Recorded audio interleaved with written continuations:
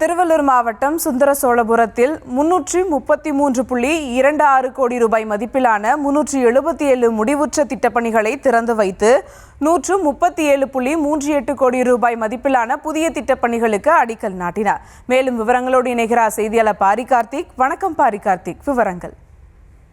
வணக்கம். தமிழ்நாடு துணை முதலமைச்சர் உதயநிதி ஸ்டாலின் அவர்கள் இன்றைய தினம் திருவள்ளூர் மாவட்டத்திற்குட்பட்ட பல்வேறு இடங்களில் பல்வேறு நிகழ்ச்சியில் கலந்து கொண்டிருக்கிறார். அதன் அடிப்படையில் திருவேற்காடு நகராட்சி சுந்தர சோழபுரத்தில் தற்போது மாவட்டத்திற்குட்பட்ட 333.26 கோடி மதிப்பீட்டில் 377 முடிவுற்ற திட்டப்பணிகளை திறந்து வைத்தும் 137.38 கோடி மதிப்பீட்டில் புதிய திட்டப்பணிகளுக்கு அடிக்கல் நாட்டியும் 1,12,294 பயனாளிகளுக்கு சுமார் 1000.34 கோடி ரூபாய் மதிப்பீட்டில் அரசு நலத்திட்ட உதவிகளையும் முதலமைச்சர் வழங்குகிறார்.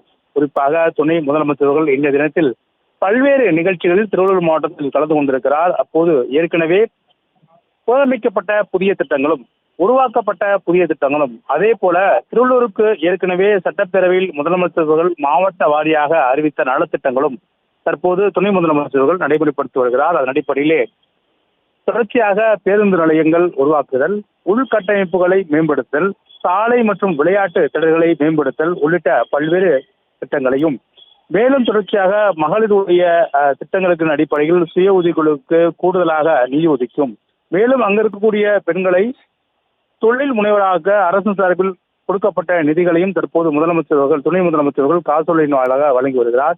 மேலும் திருவள்ளூர் மாவட்டம் முழுக்க இன்றைய தினம் துணை முதலமைச்சர்கள் பல்வேறு நிகழ்ச்சிகளில் பங்கேற்று அங்க இருக்கக்கூடிய திட்டங்களையும் துவங்கி வைக்கிறார். அதே போல புதிய திட்டங்களுக்கும் தற்போது துணை முதலமைச்சர்கள் அடிக்கல் நாட்டி வருகிறார். விவரங்களுக்கு நன்றி பாரி கார்த்திக்.